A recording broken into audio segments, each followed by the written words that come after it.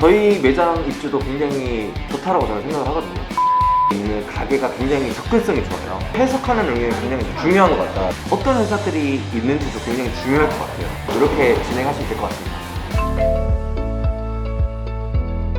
경험에서 비롯된 상권 분석 팁을 총 이제 3가지로 일단 말씀드리려고 하는데요. 가게 상가를 찾으려고 하시는 분들이 그런 정보들이 없잖아요. 근데 그 정보들을 찾기 위해서 부동산에 들려서 부동산에서 정보들을 많이 얻는데 그 부동산에 대해서 얻는 정보를 100% 믿게 되면 또 실패할 확률이 좀 커질 수 있다는 걸 좀 말씀드리고 싶다는 거예요. 부동산 관계자분들은 당연히 자기가 가지고 있는 매물을 상대방한테 판매하려고 영업적인 목적이 가장 큰 분들이잖아요. 정보를 스스로 해석하는 능력이 굉장히 중요한 것 같다라는 생각을 하거든요. 예를 들자면 A 상가 월세 150에 보증금 2,000, B 상가 월세 한 250에 보증금 3,000 이렇게 돼 있다고 한다면 좋은 입지에 대한 상가 기준은 3일 동안 영업을 했을 때 그 상가의 월세가 나와야 되거든요. 그런 자리가 굉장히 좋은 상권이라고 저는 말씀드리고 싶어요. 싸다고 좋은 거는 절대로 아니다 라는 걸 좀 말씀드리고 싶습니다.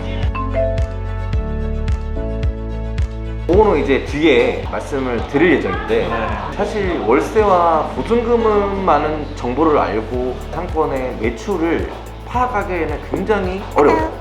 그 숫자 말고도 여러 가지 이제 상권 분석이라든가 그 상가에 대한 그 히스토리 그런 것들을 이제 부동산 통해서 이제 들어야 되는데 제가 그래서 두 번째로 말씀드리고 싶은 부분이 여기서 나옵니다. 내가 들어가려고 한 자리에 누군가가 창업을 했다가 망해서 나온 그런 자리인지 공실인지 그런 정보들은 부동산 통해서 얘기를 들어야겠죠. 들어가려고 봤더니 그 자리가 커피숍이 망해서 나간 자리예요. 분명히 망한 데는 여러 가지 원인이 있겠지만 그래도 내가 들어가려고 하는 자리에 커피숍이 망해서 나온 자리는 깨름칙한 부분이 있죠. 그 커피숍이 프랜차이즈 커피숍이었는지 개인 커피숍이었는지 여기에서 또 달라질 수 있을 것 같아요. 개인 커피숍이라고 했으면 도전해 볼만 하겠어요. 가격적인 측면이라든가 메뉴라든가 사장에 대한 마인드도 있겠지만 경쟁력이 밀릴 수밖에 없어요. 만약에 프랜차이즈 커피숍이었다 굉장히 심각하게 고민을 해볼 것 같아요. 개인 커피숍보다는 가격적인 측면이라든가 메뉴라든가 하다못해 배너라든가 포스터라든가 이런 것 부분에서는 경쟁력이 훨씬 더 뛰어나기 때문에 그럼에도 불구하고 가게가 망했다는 거 하는 거는 이제 그 상권에 대한 수요를 의심해 볼 만 할 수 있다는 거죠. 수요가 없어서 망할 가능성이 크다는 거죠. 그래서 두 번째로 내가 들어가려고 하는 그 상가 자리가 공실이었는지 누군가가 망해서 나온 자리인지 그런 것들을 좀 파악해 볼 수 있으면 좋을 것 같다라는 의견을 드립니다.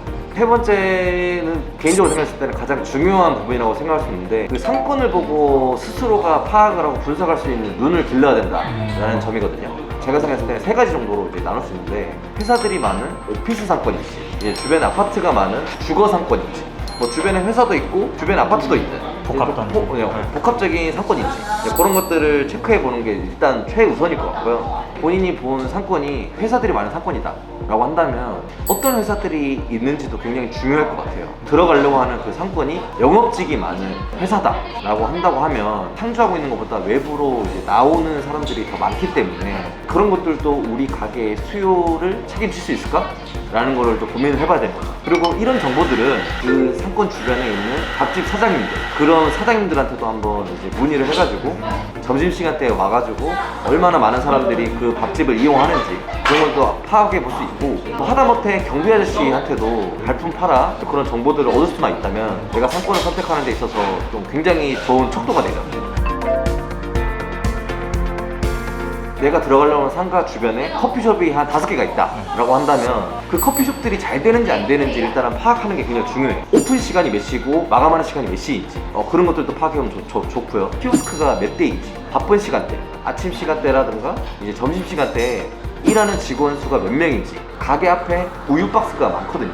커피숍들은 그래서 우유 박스가 몇 박스인지 그런 걸 통해서 매출을 알 수 있는 건 아니지만 그만큼 우유를 많이 소비하고 있는 가게들은 매출이 클 가능성이 크다라는 거죠. 그리고 경쟁사를 분석을 했으면 밥집 상권이 얼마나 잘 형성되어 있는지를 확인하는 것도 굉장히 중요해요. 이제 밥을 먹고 올라와가지고 이제 커피 한잔 하는 게 보통 사람들이 생각하는 그런 문화잖아요. 밥집들을 한번 검색을 해보세요. 평점이 몇 점인지 우리 가게 주변 맛집 랭크 그런 게 좀 선정이 되어 있다고 하면 사람들이 많이 모일 수밖에 없겠죠. 그렇다고 하면 그 사람들이 모이고 떠나갈 때쯤 우리 가게를 들릴 확률이 얼마나 있겠나. 밥집 상권이 좀 잘 형성이 되어 있는 곳이면 곳일수록 커피숍 상권도 커질 수밖에 없죠.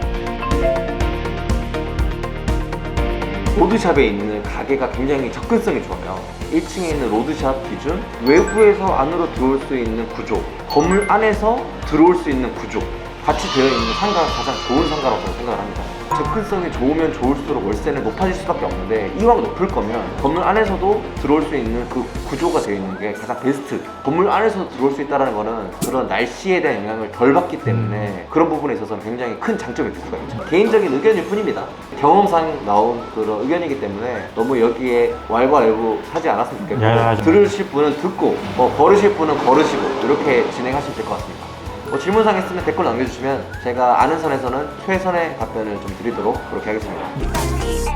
피디님한테 한번 질문 한번 드리고 싶은데, 네네. 어떤 곳이 더 좋은 상권인지 한번 피디님이 개인적인 생각을 한번 해보세요. 커피숍이 없어요. 없는데 득점을 할 수 있는 조건이 되어 있는 상권이고, 굉장히 화려한 상권, 술집도 많고 막 먹을 것도 엄청 많은 그런 상권, 횡단보도나 역이나 버스 정류장 근처에 있는 상권, 그런 세 가지 입지 중에서 어느 상권이 가장 좋은 상권이라고 생각합니다.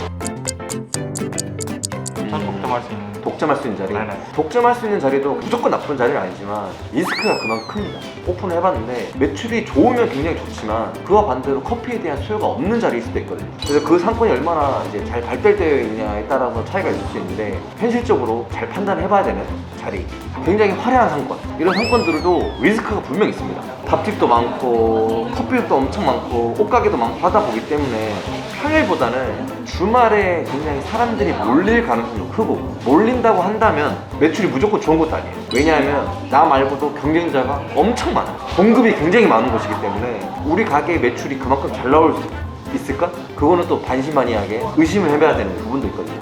그렇게 화려한 상권은 월세와 보증금 자체가 앞자리가 나요. 그런 것들도 큰 리스크로 발생될 수 있는 거고, 제가 생각했을 때는 횡단보도라든가 버스 정류장, 그런 게 근처에 있는 상권이 굉장히 좋은 상권이라고 생각하거든요. 왜냐하면 일단 사람들이 모이고 자연스럽게 우리 가게 앞으로 유동인구가 형성될 수밖에 없는 그런 구조를 가진 상권이기 때문에 기본적인 매출이 보장될 수 있겠죠.